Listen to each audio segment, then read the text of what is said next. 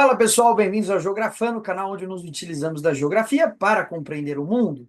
Hoje venho conversar com vocês de um assunto seríssimo que tem aí tido grande impacto na mídia nos últimos tempos, que é a prisão, a tão esperada prisão de Jair Bolsonaro, né? Uma prisão aí que nós esperamos que se efetive no mais rápido possível, porque busca, de certa forma, fazer justiça a uma questão histórica do Brasil, que foi a anistia, né? A anistia ampla, generalizada dada aos militares, né? Então, basicamente, nesse vídeo, eu quero interpretar o que é o bolsonarismo, mas a partir da geografia. Quero mostrar como a geografia é uma ciência que tem a contribuir para a gente entender fenômenos desse tipo. E que, na verdade, não é nem uma ciência que pode interpretar. É uma ciência sem a qual não se interpreta absolutamente nada desse fenômeno. Essa é a questão fundamental. Quer dizer, sem a geografia, eu sou incapaz de compreender o processo que se desenvolve no interior do que a gente vem chamando de bolsonarismo.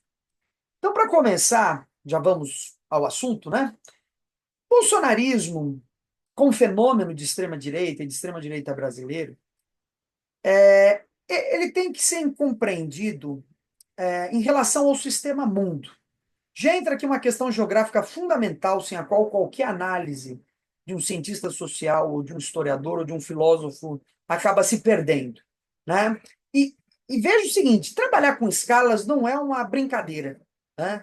Trabalhar com escala demanda método e demanda conhecimento geográfico, né? Eu não posso trabalhar arbitrariamente com as escalas, não compreendendo as mediações ou os conceitos a partir dos quais eu posso compreender cada escala, não é?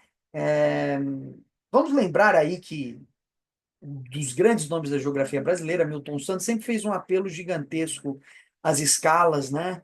É, até como possibilidade de encontro de espaço e tempo.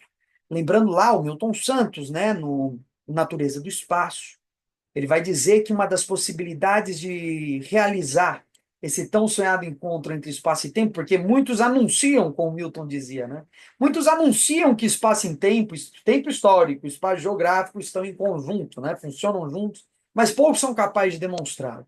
E o Milton chega a sugerir, inclusive, e até por uma geografia nova, essa ideia de que a escala pode ser essa mediação entre espaço e tempo, no sentido de que eu posso pensar temporalidades específicas para escalas específicas. Então, não é brincadeira discutir escala, né? Então, a geografia é uma ciência que faz um apelo, né? Ela tem que ser levada mais a sério, né? A ausência da geografia reduz o nosso debate. A ausência da geografia precariza a discussão e nos permite, né, nos impede, na verdade, de enxergar horizontes mais amplos, né? A gente acaba ficando restrito a conhecimentos limitados. Então, o primeiro ponto é esse: o bolsonarismo ele tem que ser entendido como um fenômeno escalar, né? Ele está dentro de uma determinada escala. Para a gente pensar o bolsonarismo, a gente faz o recorte nacional do território brasileiro, né? A escala é essa. Só que, na verdade, os fenômenos eles mudam de acordo com a escala. Isso é uma questão importante, né? O fenômeno que é o bolsonarismo, quando ele é analisado na escala do território nacional, ele tem uma determinada configuração. E quando ele é analisado nas escalas municipais, nas escalas urbanas, na escala do mundo rural, na escala estadual ou na escala mundial, ele sofre transformações fundamentais. Por isso que uma geografia completa, no seu sentido mais amplo, ela tem que ser capaz de mediar os fenômenos, né, o objeto ou que eu tomo, né, o fenômeno que eu tomo como objeto, ele precisa ser estudado em diferentes escalas. Né? Ele precisa, é uma necessidade fundamental para o geógrafo. É claro que ele pode fazer um estudo focado numa escala específica, mas sempre compreendendo que ao fazer isso ele não entende completamente aquela escala, né? Então, aquele fenômeno. Então, é importante que a gente saiba mediar. Então, como fenômeno, né, o bolsonarismo ele só é compreensível se nós o incluirmos no sistema mundo. E, na verdade, suas raízes verdadeiras, apesar de que uma dialética pode ser observada nesse caso, a qual eu já comentarei, mas suas raízes fundamentais, né, as suas raízes, de fato, são encontradas no sistema mundo. Porque o processo de fascistização, né, o surgimento, o desenvolvimento de um comportamento, de uma ideologia autoritária, totalitária, faz parte de todo um movimento que nós só compreendemos quando nós observamos o sistema mundo. E a atual fase do capitalismo, que é o neoliberalismo, né?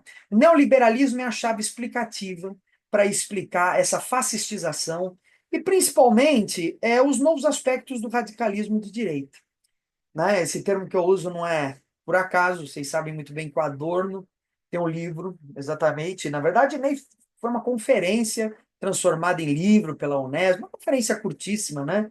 Tentando fazer um balanço do pós-Segunda Guerra, a situação da Alemanha. Se não me engano, foi uma conferência que ele ministrou na Áustria, conversando um pouco sobre as tendências do novo totalitarismo de direita, né? Desses aspectos do novo radicalismo, sobre como o nazismo vai se reinventando nas tendências neonazistas, né? O neofascismo, como tudo isso foi se reinventando pós-Segunda Guerra Mundial. Bom, o meu objetivo aqui não vai ser trabalhar profundamente, mas entender que esse tema, então, ele é um tema já antigo, controverso, polêmico, né, cheio de discussões. Então, para a gente entender o bolsonarismo, é importante primeiro guardar essa informação. Ele é um fenômeno que está relacionado ao neoliberalismo, e esse neoliberalismo a gente pode entender ele tanto como uma configuração específica, histórica, geográfica do capitalismo a partir dos anos 70, como também um modo de vida. O neoliberalismo ele também é um modo de vida.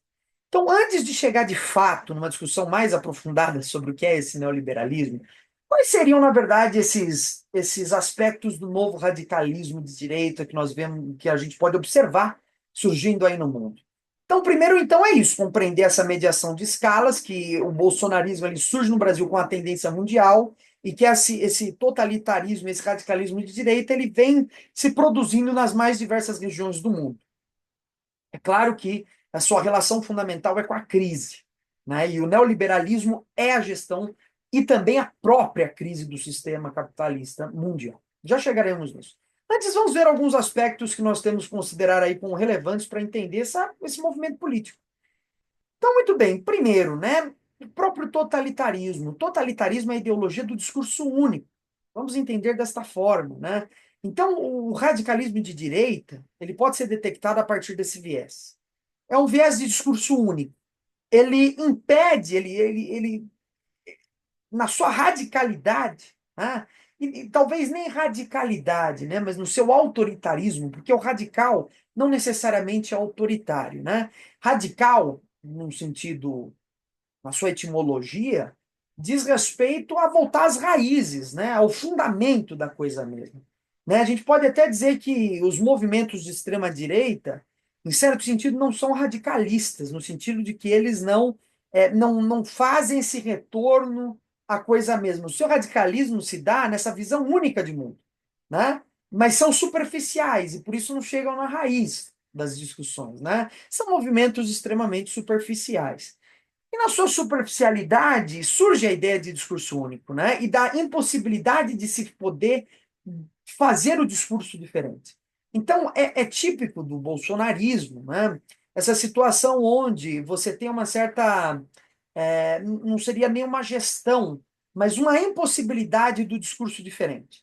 O bolsonarismo ele se sustenta na medida em que ele é capaz de manter, né, coeso um determinado grupo. E essa unidade se dá a partir justamente do tom agressivo, né, do tom autoritário. Né? Ali, de fato, existe um apelo a certas características psicológicas que são fundamentais para a gente entender esse radicalismo de direita que vem surgindo. Né? A gente pode até voltar lá para o Freud, né? O seu livro clássico, né? Psicologia Social, é, e Análise do Eu, onde o Freud comenta um pouco como as massas surgem, né? Então, Freud vai colocar lá que as massas elas são movimentos inconscientes que são determinados fundamentalmente por energias psíquicas, que ele vai chamar de libido, que são organizadas segundo um determinado líder. Essa lógica é interessante, mas para a gente pensar hoje modernamente, talvez seja mais interessante trazer o Byung-Chul Han, a sua ideia, né, no livro No Enxame, onde ele critica um pouco essa ideia do Freud, né, e começa a pensar, na verdade, os impactos da internet no sentido de que hoje o que se produz é algo muito mais volátil, né? São movimentos que, diferentes de como Freud analisou, se organizam e se dispersam mais rapidamente, pouco centralizados em unidades psíquicas regulares, né? Ou seja, muito volúveis em relação aos princípios que tomam como universais e verdadeiros, mas ainda assim totalitários de discurso único, certo? Então, esse discurso único, ele é fundamental para o bolsonarismo, né? O apelo ao discurso único e o reforço constante ao totalitarismo, essa visão única de mundo, que é produzida como agressividade contra o outro. Aí entra uma questão fundamental, né? O bolsonarismo ele pode ser compreendido a partir de uma, e aí entrando nos aspectos psicológicos, né? A partir de certas formações de delírio, né? Formações delirantes. Vamos lembrar que na base do conceito de delírio, lá no Freud, né? O delírio ele pode ser entendido de diversas maneiras. Vamos entender aqui o delírio como a produção de uma falsificação psíquica, né, que dá o sentido da resolução de um problema. Ou seja, o delírio ele aposta numa determinada solução, né, como uma solução efetiva de uma situação. Pode ser o bode expiatório, por exemplo, né? Então faz parte da formação delirante, por exemplo, encontrar um culpado. Ele é o culpado, ele é fetichizante, de certa forma, o delírio, né? Eu encontro alguém que é responsável por todos os problemas, alguém que satisfaz, né, uma determinada necessidade interna. Então, aquele ali ele é responsável, né, exatamente por todos os problemas que surgem nessa sociedade, é o judeu, ou é o homossexual, ou é o comunista, e por aí vai. Então faz parte desse bolsonarismo, isso daí é clássico, né, nas formações fascistas, né, essa ideia de ação delirante. Agora, o que é mais importante para compreendermos aqui é que essa ação delirante, ela surge também muito em função de um certo estímulo do impulso de morte. O pulso de morte, vamos lembrar lá, que é um conceito, né, uma ideia desenvolvida pelo Freud no seu livro. Hoje eu estou ruim com o nome de livro. No seu livro, Além do Princípio do Prazer. Né? Além do princípio do prazer, o Freud ele vai explicar, né, vai chegar na conclusão de que o impulso de morte é um impulso básico que determina profundamente as relações sociais, talvez mais efetivo do que o próprio impulso de vida, que seria uma formação psicológica estruturante da sociabilidade humana, estruturante do eu com ele mesmo, né? Mas Freud ele trabalha o impulso de morte de um ponto de vista realmente muito, vamos dizer, organicista, no sentido biológico. Inclusive, para quem fez a experiência de ler o livro, não é um dos livros mais fáceis do Freud, um livro complicado, né? Mas ele chega a momentos em que ele vai trabalhar, por exemplo, com protozoários, explicar como protozoários imersos numa solução produzem eles mesmos substâncias que o matam, né? Como se fosse um desejo psicológico internalizado pelo próprio corpo, com uma necessidade contínua de autodestruição. Porque na autodestruição nós encontramos a solução efetiva de todos os nossos conflitos, né? A ausência de vida é a ausência de conflito, e por isso o desejo fundamental é um retorno ao momento inorgânico, à vida inorgânica, ao momento antes de que eu existia. Porque antes do momento em que eu existi, não existia conflitos, né? É uma resolução completa de conflitos. A vida, ela produz os conflitos, né? A marca desses conflitos fundamentais são duas, né? E surgem naturalmente com o desenvolvimento da vida sexual e com a realidade social, com a desigualdade social, né?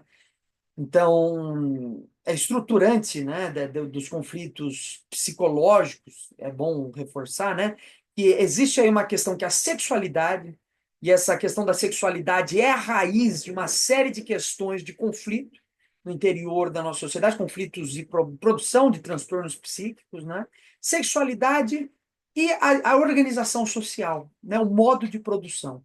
Sempre uma psicanálise que pense de maneira crítica tem que levar em consideração esses dois fatores. Em algum momento seria muito interessante trabalharmos a sexualidade aqui no canal também, né? É um assunto muito importante. Mas tudo isso para dizer o quê? Né? Que essa ação delirante ela produz esse delírio a partir do impulso de morte.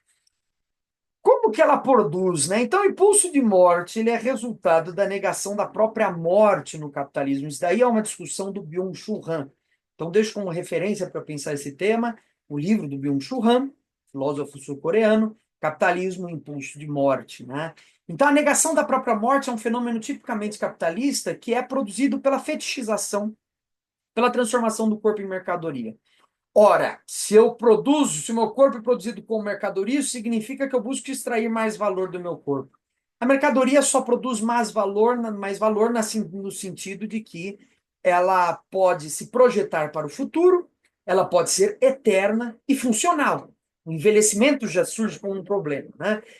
Então, a negação da própria morte, né, é a negação do próprio impulso de morte.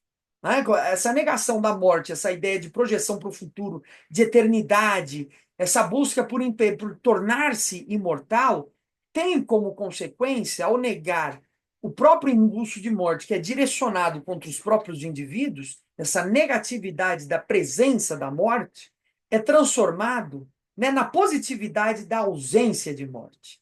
Né? Quer dizer, eu tomo a morte apenas no sentido positivo, como algo que não deve acontecer. Né? Quer dizer, a minha positividade se dá com a vida. Né? A minha positividade se dá em relação à continuidade da minha existência. Muito bem, então, nesse sentido, a busca pela valorização do próprio corpo, a busca por vida eterna e uma negação da negatividade de autodestruição. Veja, essa questão do impulso de morte. Isso aí é algo que o Byung-Chul Han ele retoma muito, né? A função da negatividade nas nossas vidas. O impulso de morte, ele não, a negação desse impulso é problemático, porque o impulso de morte é estruturante na nossa formação. Então, é claro que o impulso de vida ele tem que estar balanceado com o impulso de morte. Mas o impulso de morte ele é necessariamente criativo, por exemplo, né? Porque o movimento de autodestruição, que é o movimento de caminhar em direção à morte, talvez até de uma espécie de aceitação de que a vida tem um fim, ele tem como consequência a necessidade de produzir algo para além da própria vida.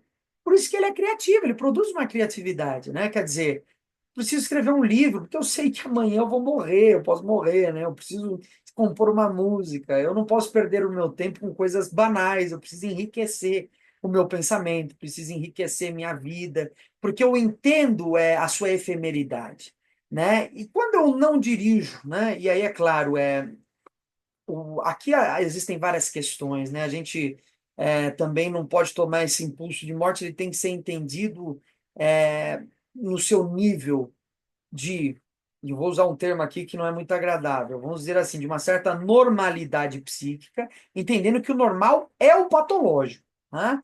O patológico é o normal. Né? Então, a negação do patológico também é uma negação da vida. A vida é conflito. Né? A vida é permeada de conflitos. Negar o patológico é negar a própria vida. Né? Por isso, aí entra. Estou entrando numa discussão psicológica, mas eu já chego no ponto, eu prometo. Mas aí entra uma série de discussões que eu acho muito importante que sejam feitas. Que é, por exemplo, o do coletivo SPK, que foi lançado, livro, sugestão de leitura, né? Fazer da doença uma arma, né? Fazer da doença psíquica uma arma. Né? Quer dizer, a negação da doença é uma adaptação ao modo de vida neoliberal.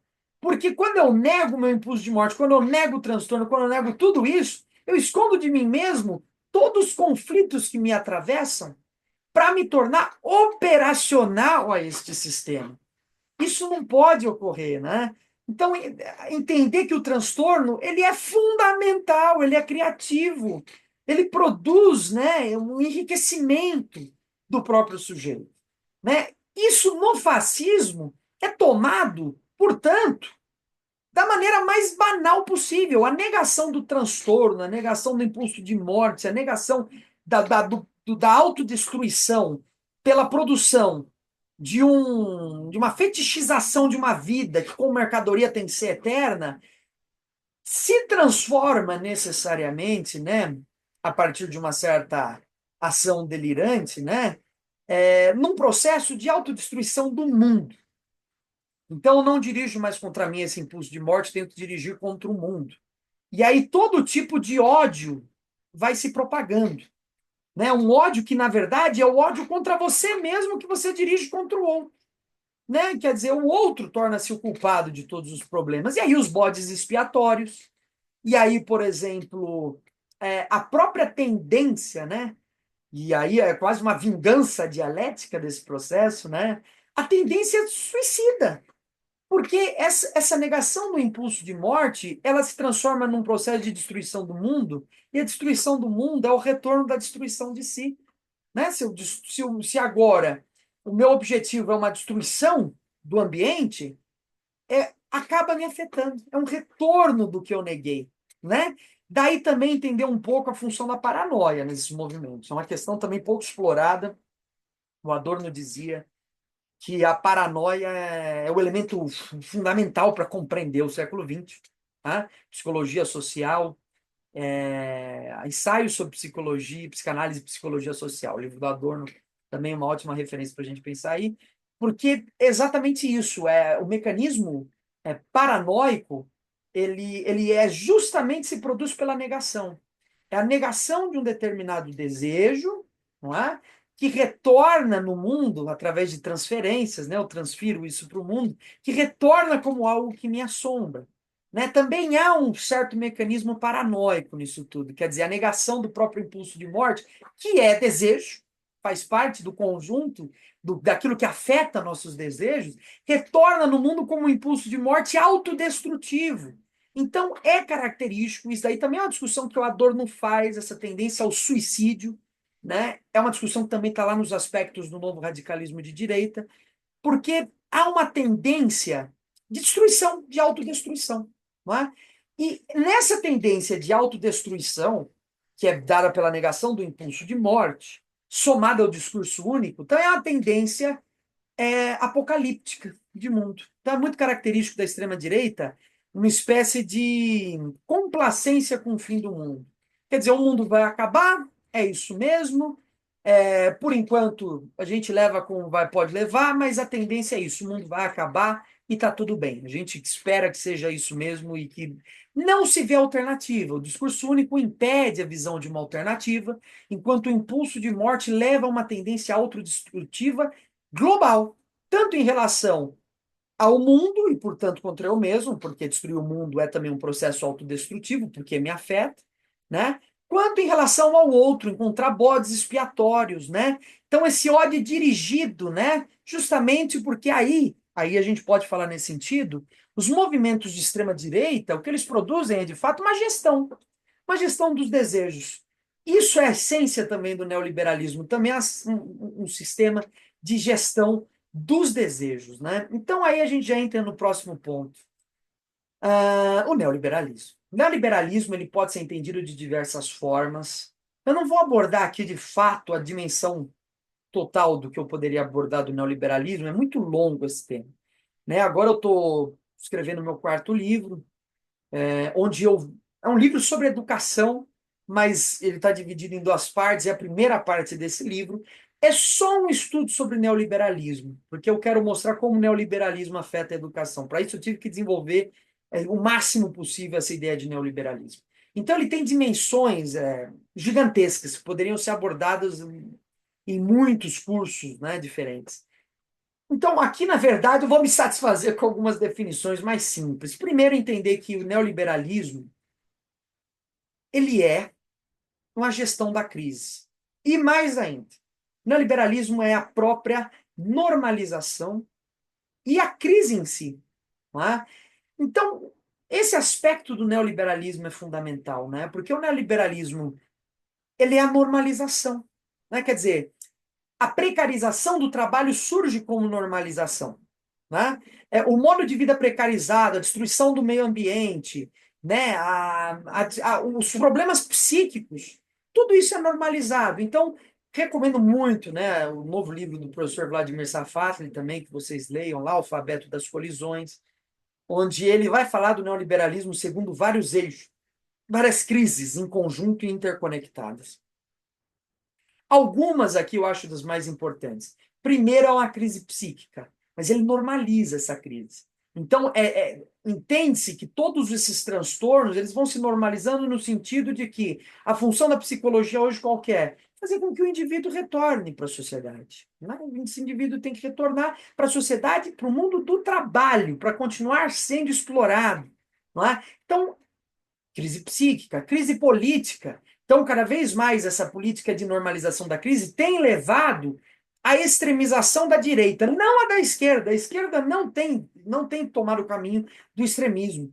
E, na verdade, deveria, né? Porque não há nada de errado. Qual que é o erro, né, na esquerda se tornar mais extremista, né? Se radicalizar. Se radicalizar é assumir as posições fundamentais. Então entra, por exemplo, aí o próprio Vladimir Safatli discute esse ponto, que existe uma crise no Brasil fundamental, que é a crise da República, da nova República, inaugurada com a Constituição de 88. Porque a nova República se deu fundamentalmente a partir da negociação, de diferentes grupos, né, em governos de coalizão que tentavam equilibrar, né, as demandas, as pautas. Então, tentava equilibrar um pouco os anseios da direita e da esquerda, da área da ala ruralista, com a ala feminista, com a ala dos trabalhadores, com a ala dos empresários. E o governo Lula sempre foi isso, né, uma política de conciliação. Esse extremismo, então, se faz necessário a partir do momento em que não há mais conciliação possível. Né? Esse sistema internalizou a crise de tal maneira que a crise produz como contradição certas questões que são insuperáveis. Quer dizer, hoje não tem mais como conciliar, em meio à crise, as demandas do trabalhador e do empresário.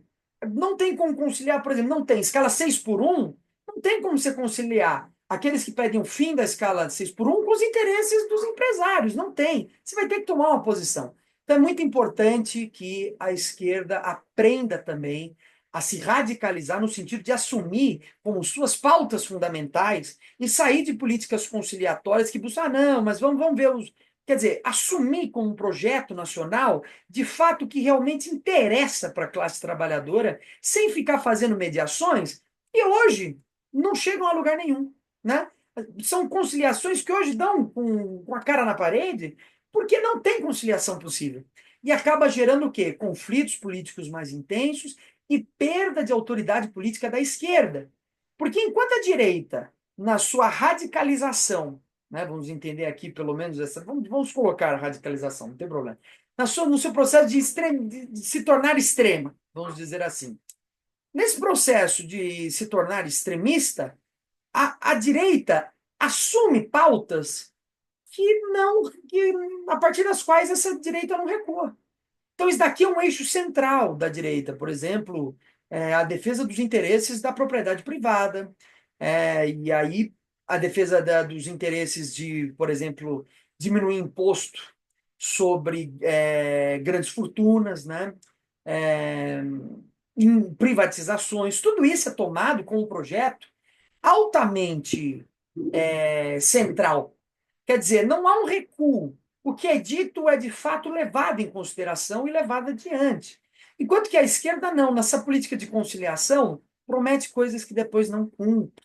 Essa é uma grande questão, porque nessa conciliação acaba entregando muita coisa para a direita, né?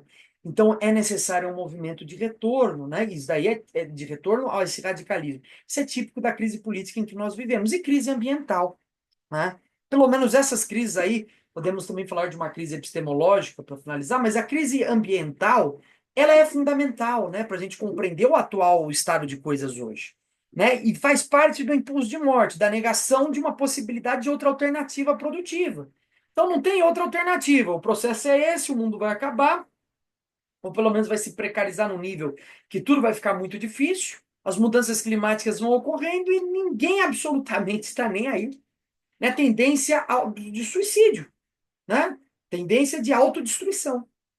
E uma crise epistemológica também, né? A gente pode colocar aí uma crise de uma perda de um certo horizonte da própria linguagem, né? Há uma disputa ideológica sobre a linguagem que é fundamental, sobre o significado de cada coisa, né? Então, também é um aspecto central. Depois a gente pode abordar isso com mais profundidade. Muito bem, capital. Então, essa fase do neoliberalismo, que é a gestão da crise, normalização da crise, faz com que o neoliberalismo seja ele mesmo fascista. Vamos lembrar que o neoliberalismo, como experimento histórico, ele surgiu em 1973 com Pinochet no Chile. Ele foi, sua gestação foi nas entranhas de uma ditadura militar. Então ele não aparece por acaso, né? Ele aparece no interior de um sistema autoritário e a sua natureza é essa. Se a natureza do fascismo é a crise, vamos lembrar lá que aí, se a gente voltar até mais atrás para outro termo, bonapartismo, do qual falava Karl Marx, né, no 18 de Brumário, a essência do bonapartismo é a crise. Né? O liberal inglês, o liberal francês, quando ele está diante de um processo de crise, ele se fascistiza, ele toma o poder autoritariamente. Então, é um elemento central do fascismo a crise. O fascismo ele surge num contexto de crise. Né? Ele surge como uma tendência autodestrutiva de oferecer certas respostas que sejam qualquer resposta que não seja aquela alternativa de superação do capitalismo. Então, ele busca oferecer um conjunto de elementos simplistas, banalizantes, medíocres, superficiais, enfim, imbecis, idiotas, né? No sentido de conseguir dar uma alternativa que não seja a superação do atual estado de coisas. Então, um movimento contra-revolucionário, em essência, o fascismo. Então, o fascismo, se ele é produzido pela crise, aí que está a essência de como o neoliberalismo é fascismo. Né? É fascista, é fascistizante.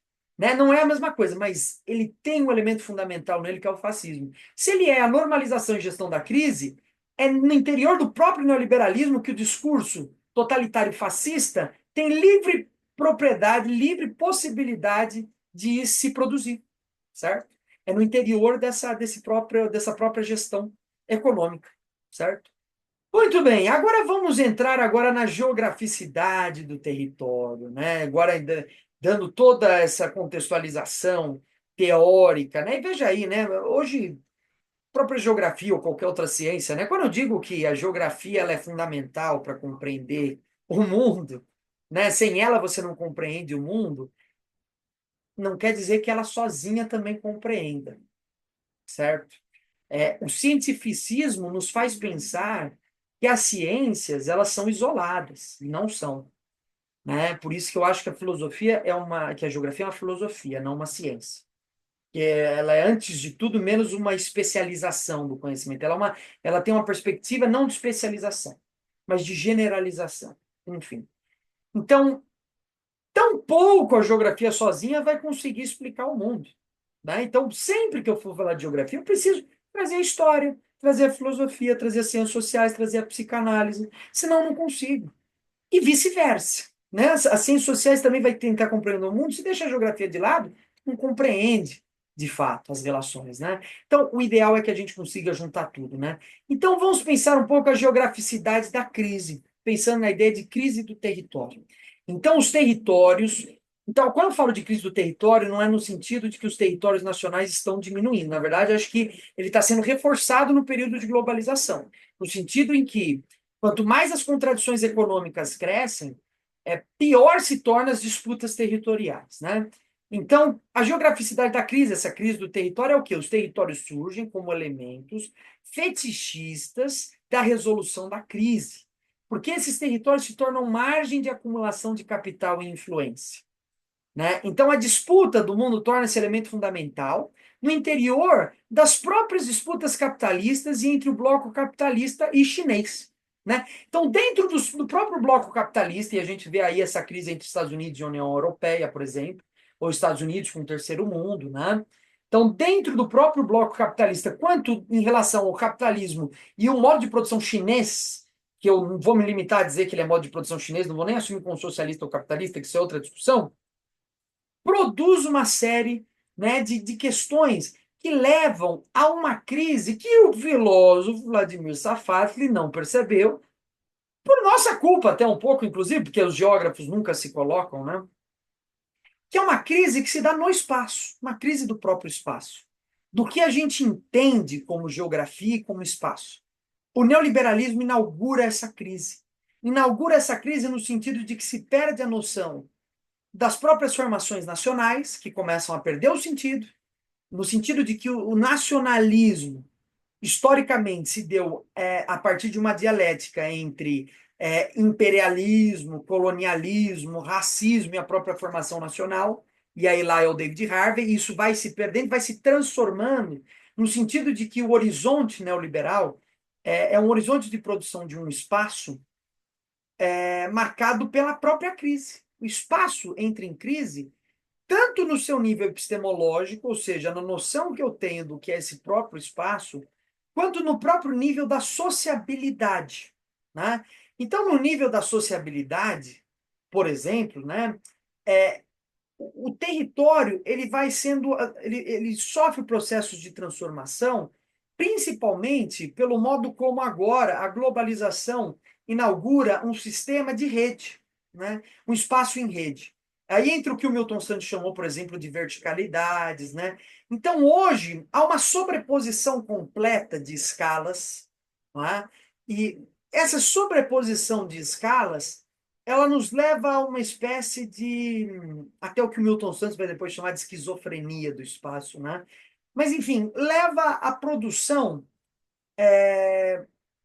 de uma ordem geopolítica que se dá por meio de fenômenos jamais observados, que são típicos do neoliberalismo, que introduzem um sistema de crise recorrente naquilo que nós entendemos por território. O território, ele pressupõe soberania de um Estado. Nunca houve soberania plena, de fato. Nunca houve. Mas hoje o que a gente entende por território passa por modificações significativas a partir da consideração da própria globalização. Então, o próprio espaço nacional ele entra em crise. E há uma dificuldade hoje em se compreender os limites dos espaços. As zonas de influência vão se tornando cada vez mais emaranhadas, e principalmente por conta daquilo que a gente chama de guerra híbrida. A guerra híbrida introduz uma crise na própria percepção do espaço.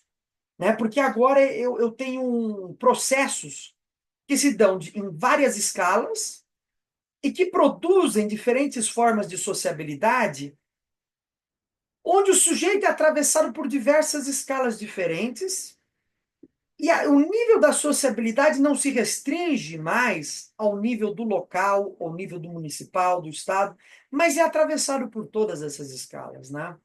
Então, quando a gente fala, né, dessa crise do território, a gente tem que pensar que essa crise ela tem uma expressão fundamentalmente geopolítica, né? E uma expressão, né, também econômica, de uma geografia econômica, né? Então, principalmente, o neoliberalismo introduz essa crise no espaço a partir do momento em que introduz essa dinâmica. Os territórios eles vão se tornando cada vez mais formações onde as fronteiras assumem um caráter fluido, né? Elas se reforçam como um movimento contrário ao movimento da globalização, como antítese da globalização. Mas, ao mesmo tempo, é necessário perceber as barreiras que, de maneira invisível, vão se produzindo e se espalhando pelo mundo, em zonas de influência que são produzidas tanto por uma economia do capitalismo quanto por uma geopolítica. E aí entra a questão da guerra híbrida, que sem ela a gente não consegue compreender, né? Então, do ponto de vista da geografia econômica, a gente pode falar de disputas comerciais, levantamentos de barreiras, né? E tudo isso dizem respeito a esses conflitos no interior do sistema capitalista mundial. A gente vê o Trump aí com todo o conjunto de sanções, de bloqueios e tudo mais, né? E a China também com os projetos, as novas rotas da seda, tudo isso diz parte de uma geografia econômica, né? Mas indo mais especificamente de uma geopolítica, né? É principalmente a guerra híbrida que inaugura um novo período de crise no espaço. Do espaço empírico, o espaço do vivido, né? Essa crise se produz dessa forma. Então, para a gente entender esses processos de fascistização e como esses próprios processos introduzem uma fascistização do próprio espaço, é importante que a gente entenda um pouco como as guerras híbridas elas estão relacionadas a esse próprio neoliberalismo fascistizante no Brasil. Muito bem, então para a gente retomar, eu já expliquei, tem vários vídeos no canal sobre o que é uma guerra híbrida e tal, mas vamos retomar É uma ideia produzida pelo cientista social Andrei Koríbiko. Ele produziu um livro chamado Guerras Híbridas, um livro que agora já foi objeto de muitos debates, tem muitos outros livros comentando a respeito, com expansão de ideias. Eu mesmo, nos meus dois primeiros livros, falei muito de guerra híbrida, tentando ampliar, levar esse conceito para uma perspectiva mais crítica, né? O que a gente entende? Guerra híbrida é um fenômeno que se dá através de intervenções indiretas. Dada a capacidade técnica do capitalismo hoje de produzir um sistema de rede global, principalmente a partir das novas mídias de internet, de redes sociais, hoje você pode fazer intervenções em outros países a partir desses mecanismos das novas mídias, né? Então, esse é um elemento fundamental, né? Quer dizer, a guerra híbrida se dá num primeiro momento, ela poderia ocorrer em duas fases. A primeira tentativa, ela se dá na tentativa de derrubar um governo a partir de uma intervenção indireta, financiando o caos no interior de um país que leve um determinado governo a se desestabilizar e ser deposto, não é? E também pode se dar de maneira como intervenção indireta, organizando grupos e forças armadas de um país para tentar derrubar um governo. Bom, o que eu disse até aqui, você já deve ter lembrado de muita coisa que aconteceu no Brasil nos últimos dias, né? Então, muito bem, né? A guerra híbrida ela se dá a partir desse princípio. Para a gente retomar, então, a ideia de guerra híbrida, é importante notar como ela sendo um processo instrumentalizado pela fase atual do capitalismo, que é a fase neoliberal, ela é produtora fundamentalmente de movimentos fascistas. Ela é utilizada pelos Estados Unidos como gatilho para a produção de fenômenos, né, de movimentos de extrema-direita, fascistizantes, né, que inauguram o próprio radicalismo nas políticas nacionais. É sempre bom lembrar que o Brasil ele tem uma história muito estreita com o fascismo. O maior partido fascista fora da Europa, no entre guerras, foi o integralismo brasileiro do Plínio Salgado, né? Então é um partido gigantesco que existiu no Brasil. Inclusive, esses membros do integralismo, muitos dos quais participaram da ditadura militar de 64, ocupando cargos importantes do governo. Então é importante notar que há no Brasil, na formação social brasileira, uma sociabilidade que é atravessada pelos movimentos fascistas, pelos movimentos de extrema-direita. Isso é um elemento fundamental que a gente não pode deixar de lado, e um elemento que pode o tempo todo ser resgatado no sentido de desestabilização de governos, pela própria guerra híbrida, portanto, né? Muito bem, então, guerra híbrida, retomando no Brasil, né?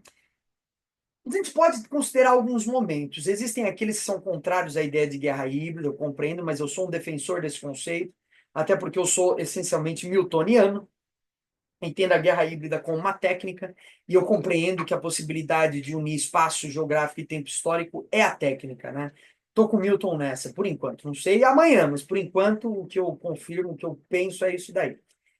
Então, essa ideia da técnica é fundamental. Por isso eu não abandono a ideia de guerra híbrida, porque eu entendo como um elemento técnico e eu não descarto as técnicas na minha análise, nem banalizo elas, né? Como muitos autores por aí vão banalizando, né? Técnica dizendo que, bom, posso falar de imperialismo que é a mesma coisa. Absolutamente equivocado. Não é a mesma coisa imperialismo. Tem nada a ver. Ela é um elemento do imperialismo, mas ela não é o imperialismo em si. E se eu começo a descartar os novos elementos técnicos na produção da geopolítica, eu enxergo o mundo pela metade. Né? Eu não posso dizer que o fenômeno que se observa hoje é o mesmo que a gente observava na Conferência de Berlim, de 1885, quando as potências europeias vão lá cortar a África no meio. Né? Não é a mesma coisa, absolutamente. É outra sociabilidade, é outro mundo, me demanda outra análise, me demanda uma outra compreensão, me demanda compreender como os elementos técnicos, como as redes sociais, introduzem novas formas de sociabilidade que são fundamentais para eu entender. Então, é uma discussão conceitual, mas eu nem vou entrar tão profundamente nisso. Muito bem, então lá, Brasil. A gente pode pensar 2013 como um momento fundamental, né, para a gente compreender aí a guerra híbrida no Brasil, as desestabilizações de junho de 2013, o movimento Passe Livre, né, que surge por conta de distúrbios que envolvem o aumento das tarifas de ônibus. Isso é comum no mundo. Né? Vamos lembrar que lá no Cazaquistão foi a mesma coisa. Por conta do aumento do preço dos combustíveis, o movimento surge, cresce muito, né, do nada, e começa, claro, e aí entra essa questão, né, que é meio boba, que parece que as pessoas, quando a gente diz isso, parece que a gente está menosprezando a luta dessas pessoas, não tem nada a ver. Esses movimentos que estão lutando porque o preço da gasolina aumentou são fundamentais. A questão não é essa, a questão é qual a direção que eles tomam.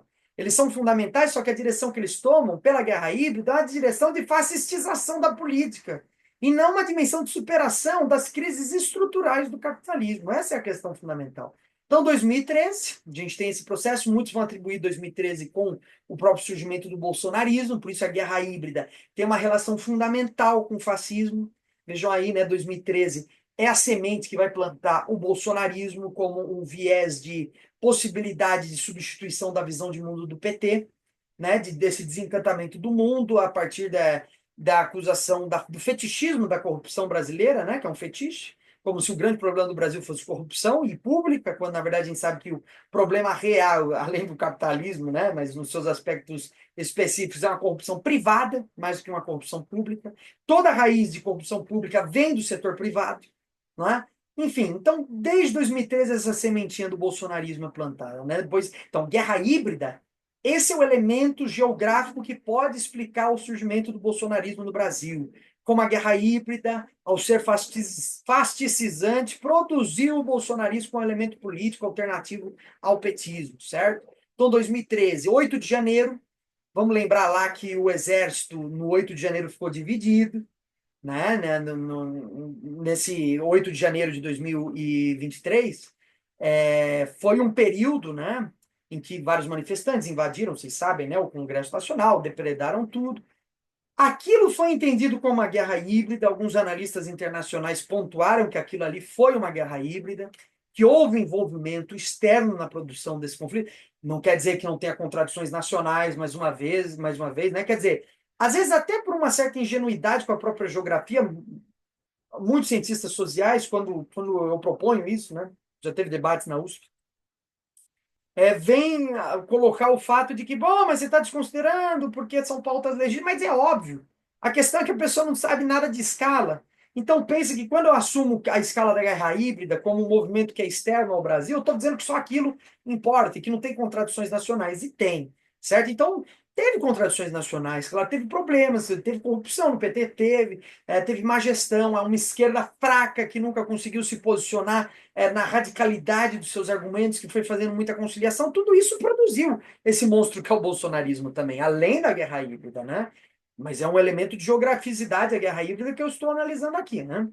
Então, o 8 de janeiro de 2023 também entra nesse contexto. Lembra que ali a gente quase foi para a segunda fase da guerra híbrida, que é a intervenção indireta. Pode ser realizada tanto por grupos paramilitares no interior da sociedade, isso durante o período antes da ascensão do Bolsonaro no poder, inclusive durante, também foi muito comum. A Sarah Winter, né, era uma figura muito importante, né, porque era uma figura que defendia o armamentismo, que estava organizando um grupo paramilitar durante o governo Bolsonaro, então, e antes da ascensão do Bolsonaro, né, então tem esse elemento de intervenção indireta, né, mas fundamentalmente o 8 de janeiro ele revela isso, né, o exército ele ficou balançado, só que a maioria dos militares de alta patente assumiram o lado da legalidade do governo Lula e acabou que não houve uma intervenção, apesar de que alguns, né, se proporam a participar do golpe de Estado naquele momento, né? E aí, por fim, o golpe, agora é a minuta do golpe, né? Foi que é resultado direto das eleições de um planejamento, né, para matar o Lula e o Alckmin, né, nas últimas eleições, tomar o poder, fechar o Congresso. Né? A minuta do golpe é o resultado final desse processo de guerra híbrida que não se consolidou. Né? A gente conseguiu, por incrível que pareça, nós fomos afetados, mas conseguimos, por enquanto, escapar desse monstro, né? desse poder que vem aí muito forte. Né? Quer dizer, se fosse efetivado o plano do Bolsonaro, poderia ser a concretização final de uma guerra híbrida. Quer dizer, a intervenção indireta com 8 de janeiro não funcionou, vamos então agora para uma intervenção direta. Né? Vamos agora intervir diretamente no governo. Né? E poderia ter se consolidado. Mas, por enquanto, não. Vamos lembrar também que essa guerra híbrida, de alguma forma, já se consolidou, né, momentos antes com a prisão do Lula. O governo Bolsonaro não foi um governo democrático, foi um governo de exceção no Brasil. Né? Não se pode falar que existia democracia durante o mandato Bolsonaro. A democracia não foi respeitada porque um candidato à presidência da República foi preso injustamente, né? Sem entrar no mérito se houve ou não corrupção, de qualquer forma todo o seu julgamento e toda a sua acusação foram extremamente frágeis, muito fracos, né? Quer dizer, não foram capazes de sustentar a tese da sua criminalização, tanto que agora foi absolvido, né? Então, independente de qualquer coisa, a tese pela qual o Lula foi preso foi muito frágil. Isso até autores de direito admitiram. Pega o Reinaldo Azevedo, tá lá, ele vai admitir muito justamente que a condenação é frágil, muito frágil.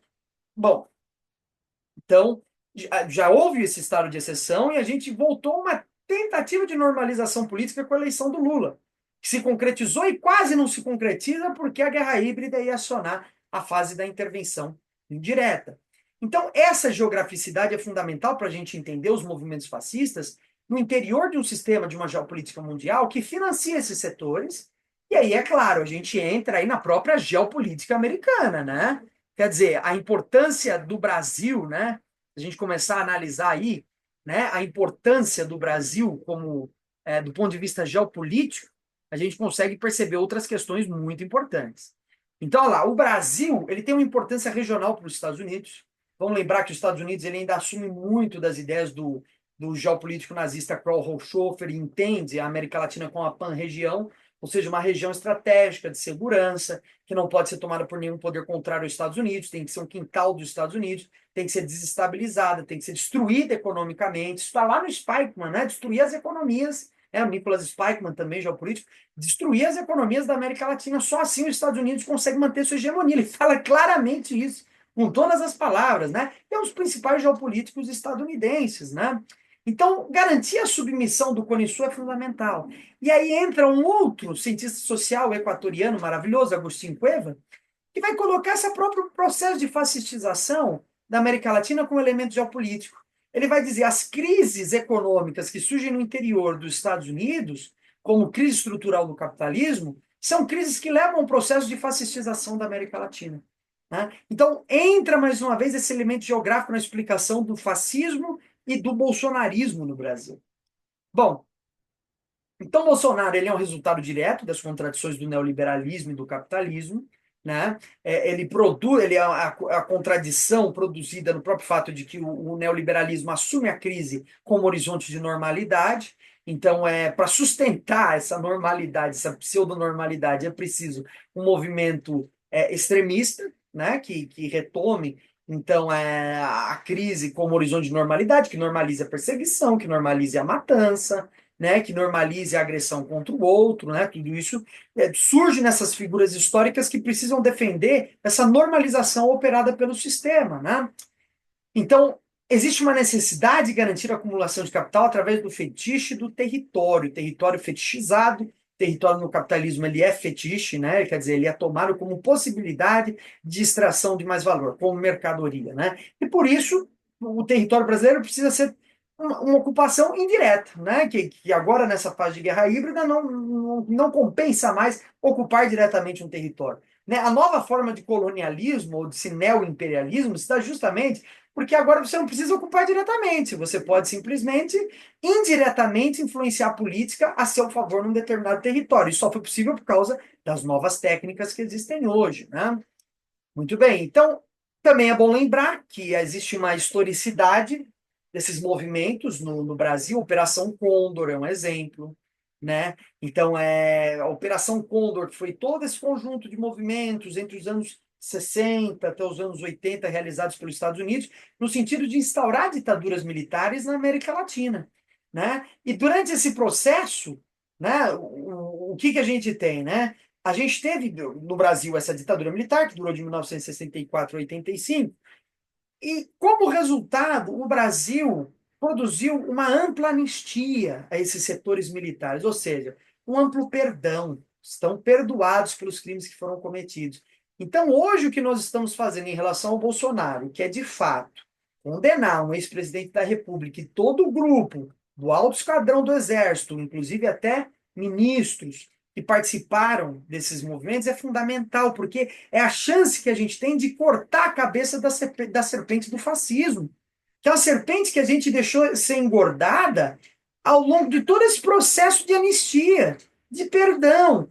né, de apagamento da história. Então não existiu ditadura, ah, não, tudo bem, vamos esquecer isso, vamos fingir que não aconteceu, né? Não vamos criar um estado de caos. Esses os argumentos da direita e continuam sendo esses os argumentos do Bolsonaro, né? A gente precisa se unir, né? Não precisa se odiar, enfim. Então, esse processo que vem ocorrendo no Brasil é fundamental para a gente garantir o fim de toda essa condição que nós cultivamos num país ao possibilitar que esse monstro da ditadura não fosse cortado pela raiz, diferente do que outros países da América Latina fizeram.